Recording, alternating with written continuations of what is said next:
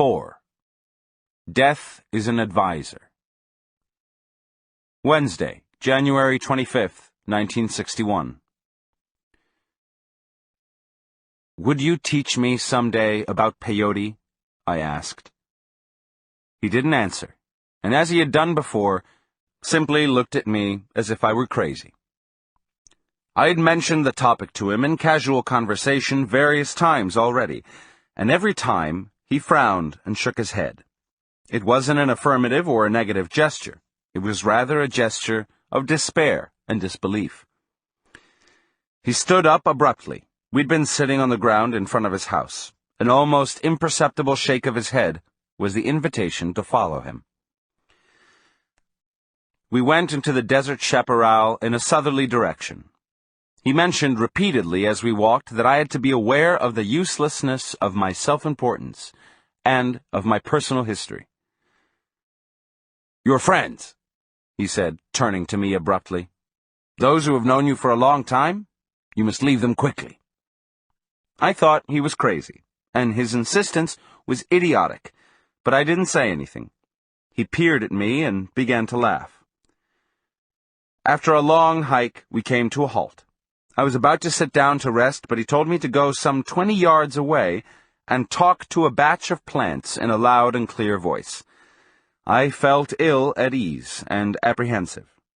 His weird demands were more than I could bear, and I told him once more that I couldn't speak to plants because I felt ridiculous. His only comment was that my feeling of self-importance was immense. He seemed to have made a sudden decision and said that I shouldn't try to talk to plants until I felt easy and natural about it. "You want to learn about them, and yet you don't want to do any work," he said accusingly. "What are you trying to do?" My explanation was that I wanted bona fide information about the uses of plants. Thus, I'd asked him to be my informant. I'd even offered to pay him for his time and trouble. "You should take the money," I said. "This way we both would feel better. I could then ask you anything I want to, because you would be working for me, and I would pay you for it. What do you think of that?" He looked at me contemptuously, and made an obscene sound with his mouth, making his lower lip and his tongue vibrate by exhaling with great force.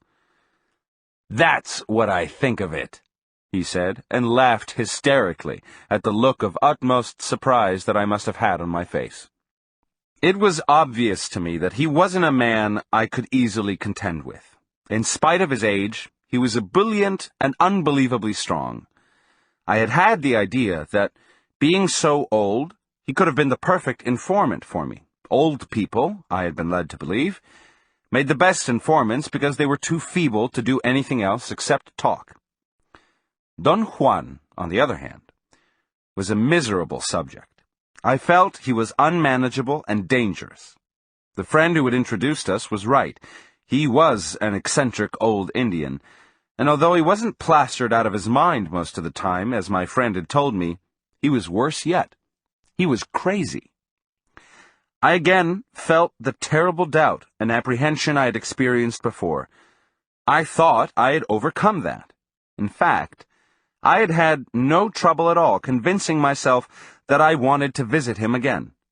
The idea had crept into my mind, however, that perhaps I was a bit crazy myself when I realized that I liked to be with him. His idea that my feeling of self-importance was an obstacle had really made an impact on me. But all that was apparently only an intellectual exercise on my part. The moment I was confronted with his odd behavior, I began to experience apprehension, and I wanted to leave. I said that I believed we were so different that there was no possibility of our getting along. "One of us has to change," he said, staring at the ground. "And you know who." He began humming a Mexican folk song, and then lifted his head abruptly and looked at me. His eyes were fierce and burning. I wanted to look away or close my eyes, but to my utter amazement, I couldn't break away from his gaze. He asked me to tell him what I had seen in his eyes. I said that I saw nothing, but he insisted that I had to voice what his eyes had made me feel aware of. I struggled to make him understand that the only thing his eyes made me aware of was my embarrassment, and that the way he was looking at me was very discomforting. He didn't let go. He kept a steady stare. It wasn't an outright menacing or mean look, it was rather a mysterious but unpleasant gaze. He asked me if he reminded me of a bird. "A bird?" I exclaimed. He giggled like a child and moved his eyes away from me. "Yes," he said softly. "A bird. A very funny bird." He locked his gaze on me again and commanded me to remember. He said, with an extraordinary conviction, that he knew I had seen that look before.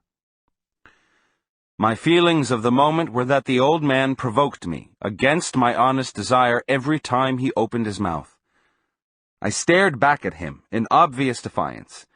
Instead of getting angry, he began to laugh. He slapped his thigh and yelled as if he were riding a wild horse. Then he became serious and told me that it was of utmost importance that I stop fighting him and remember that funny bird he was talking about. "Look into my eyes," he said. His eyes were extraordinarily fierce. There was a feeling about them that actually reminded me of something, but I wasn't sure what it was. I pondered upon it for a moment, and then I had a sudden realization. It wasn't the shape of his eyes, nor the shape of his head, but some cold fierceness in his gaze that had reminded me of the look in the eyes of a falcon. At the very moment of that realization, he was looking at me askew, and for an instant my mind experienced a total chaos. I thought I had seen a falcon's features instead of Don Juan's. The image was too fleeting, and I was too upset to have paid more attention to it. In a very excited tone, I told him that I could have sworn I had seen the features of a falcon on his face. He had another attack of laughter. "I have seen the look in the eyes of falcons. I used to hunt them when I was a boy, and in the opinion of my grandfather, I was good. He had a Leghorn chicken farm, and falcons were a menace to his business. Shooting them was not only functional, but also right. I had forgotten until that moment that the fierceness of their eyes had haunted me for years, but it was so far in my past that I thought I had lost the memory of it. "I used to hunt falcons," I said. "I know it," Don Juan replied, matter-of-factly. His tone carried such a certainty that I began to laugh. I thought he was a preposterous fellow. He had the gall to sound as if he knew I had hunted falcons. I felt supremely contemptuous of him. "Why do you get so angry?" he asked in a tone of genuine concern. I didn't know why. He began to probe me in a very unusual manner. He asked me to look at him again and tell him about the very funny bird he reminded me of. I struggled against him and, out of contempt, said that there was nothing to talk about. Then I felt compelled to ask him why he had said he knew I used to hunt falcons. Instead of answering me, he again commented on my behavior. He said I was a violent fellow that was capable of frothing at the mouth at the drop of a hat. I protested that that was not true. I had always had the idea I was rather congenial and easygoing. I said it was his fault for forcing me out of control with his unexpected words and actions. "Why the anger?" he asked. I took stock of my feelings and reactions. I really had no need to be angry with him. He again insisted that I should look into his eyes and tell him about the strange falcon. He had changed his wording. He had said before, "a very funny bird." Then he substituted it with "strange falcon." The change in wording summed up a change in my own mood. I had suddenly become sad. He squinted his eyes until there were two slits and said in an overdramatic voice that he was seeing a very strange falcon. He repeated his statement 3 times, as if he were actually seeing it there in front of him. "Don't you remember it?" he asked. I didn't remember anything of the sort. "What's strange about the falcon?" I asked. "You must tell me that," he replied. I insisted that I had no way of knowing what he was referring to, therefore I couldn't tell him anything. "Don't fight me," he said. "Fight your sluggishness, and remember." I seriously struggled for a moment to figure him out. It didn't occur to me that I could just as well have tried to remember. "There was a time when you saw a lot of birds," he said, as though cueing me. I told him that when I was a child I had lived on a farm and had hunted hundreds of birds. He said that if that was the case I shouldn't have any difficulty remembering all the funny birds I had hunted. He looked at me with a question in his eyes, as if he had just given me the last clue. "I've hunted so many birds," I said, "that I can't remember anything about them." "This bird is special," he replied, almost in a whisper. "This bird is a falcon." I became involved again in figuring out what he was driving at. Was he teasing me? Was he serious? After a long interval, he urged me again to remember. I felt that it was useless for me to try to end his play. The only other thing I could do was to join him. "Are you talking about a falcon that I have hunted?" I asked. "Yes," he whispered, with his eyes closed. "So this happened when I was a boy?" "Yes." "But you said you're seeing a falcon in front of you now." "I am." "What are you trying to do to me?" "I'm trying to make you remember." "What, for heaven's sakes?" "A falcon swift as light," he said, looking at me in the eyes. I felt my heart had stopped. "Now look at me," he said. But I didn't. I heard his voice as a faint sound. Some stupendous recollection had taken me wholly. The white falcon. It all began with my grandfather's explosion of anger upon taking account of his young Leghorn chickens. They had been disappearing in a steady and disconcerting manner. He personally organized and carried out a meticulous vigil, and after days of steady watching, we finally saw a big white bird flying away with a young Leghorn chicken in its claws. The bird was fast and apparently knew its route. It swooped down from behind some trees, grabbed the chicken, and flew away through an opening between 2 ranches. It happened so fast that my grandfather had hardly seen it, but I did, and I knew that it was indeed a falcon. My grandfather said that if that was the case, it had to be an albino. We started a campaign against the albino falcon, and twice I thought I had gotten it. It even dropped its prey, but it got away. It was too fast for me. It was also very intelligent. It never came back to hunt on my grandfather's farm. I would have forgotten about it had my grandfather not needled me to hunt the bird. For 2 months, I chased the albino falcon all over the valley where I lived. I learned its habits, and I could almost intuit its route of flight. Yet its speed and the suddenness of its appearance would always baffle me. I could boast that I had prevented it from taking its prey, perhaps every time we had met, but I could never bag it.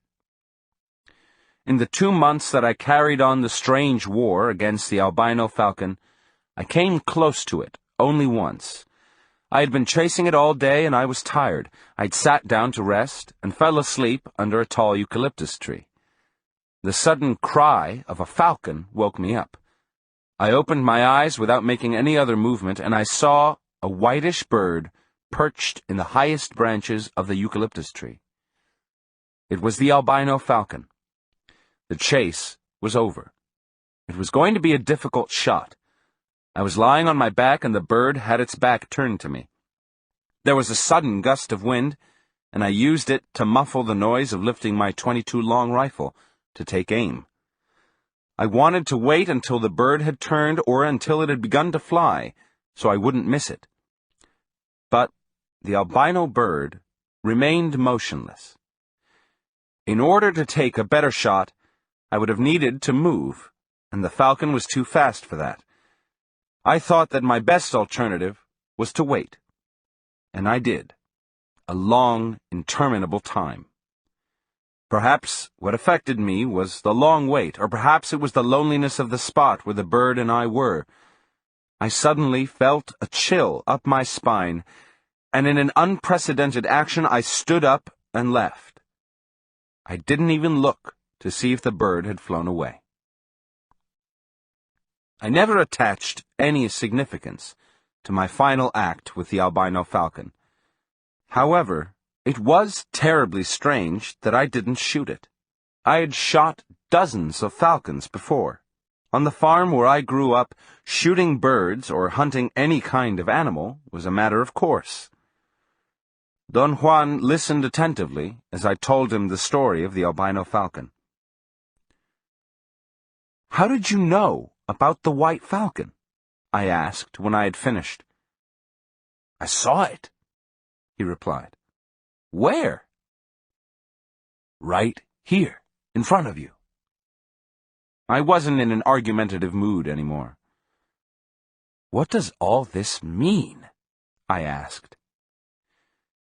He said that a white bird like that was an omen, and that not shooting it down was the only right thing to do. "Your death gave you a little warning," he said, with a mysterious tone. "It always comes as a chill." "What are you talking about?" I said nervously. He really made me nervous with his spooky talk. "You know a lot about birds," he said. "You've killed too many of them. You know how to wait. You've waited patiently for hours. I know that. I am seeing it." His words caused a great turmoil in me. I thought that what annoyed me the most about him was his certainty. I couldn't stand his dogmatic assuredness about the issues in my own life that I wasn't sure of myself. I became engulfed in my feelings of dejection, and I didn't see him leaning over me until he actually had whispered something in my ear. I didn't understand at first, and he repeated it. He told me to turn around casually and look at a boulder to my left. He said that my death was there, staring at me, and if I turned when he signaled me, I might be capable of seeing it. He signaled me with his eyes. I turned, and I thought I saw a flickering movement over the boulder. A chill ran through my body. The muscles of my abdomen contracted involuntarily, and I experienced a jolt, a spasm. After a moment, I regained my composure, and I explained away the sensation of seeing the flickering shadow as an optical illusion caused by turning my head so abruptly. "Death is our eternal companion," Don Juan said with the most serious air. "It is always to our left, at an arm's length. It was watching you when you were watching the white falcon. It whispered in your ear, and you felt its chill as you felt it today. It's always been watching you. It always will, until the day it taps you." He extended his arm and touched me lightly on the shoulder, and at the same time he made a deep clicking sound with his tongue. The effect was devastating. I almost got sick to my stomach.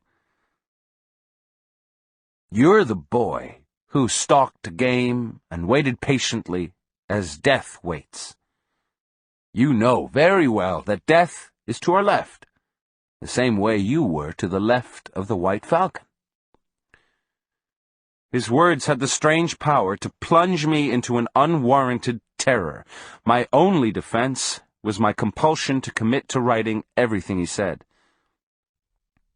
How can anyone feel so important when we know that death is stalking us?" he asked. I had the feeling my answer was not really needed. I couldn't have said anything anyway. A new mood had possessed me. "The thing to do when you're impatient," he proceeded, "is to turn to your left and ask advice from your death. An immense amount of pettiness is dropped if your death makes a gesture to you, or if you catch a glimpse of it, or if you just have the feeling that your companion is there, watching you." He leaned over again and whispered in my ear that if I turned to my left suddenly, upon seeing his signal, I could again see my death on the boulder. His eyes gave me an almost imperceptible signal, but I didn't dare to look. I told him that I believed him, and that he didn't have to press the issue any further, because I was terrified. He had one of his roaring belly laughs. He replied that the issue of our death was never pressed far enough, and I argued that it would be meaningless for me to dwell upon my death, since such a thought would only bring discomfort and fear. "You're full of crap," he exclaimed. "Death is the only wise advisor that we have. Whenever you feel, as you always do, that everything is going wrong and you're about to be annihilated, turn to your death and ask if that is so. Your death will tell you that you're wrong, that nothing really matters outside its touch. Your death will tell you, 'I haven't touched you yet.'" He shook his head and seemed to be waiting for my reply. I had none. My thoughts were running rampant. He delivered a staggering blow to my egotism. The pettiness of being annoyed with him was monstrous in the light of my death. I had the feeling he was fully aware of my change of mood. He'd turned the tide in his favor. He smiled and began to hum a Mexican tune. "Yes," he said softly, after a long pause. "One of us here has to change, and fast. One of us here has to learn again that death is the hunter, and that it is always to one's left.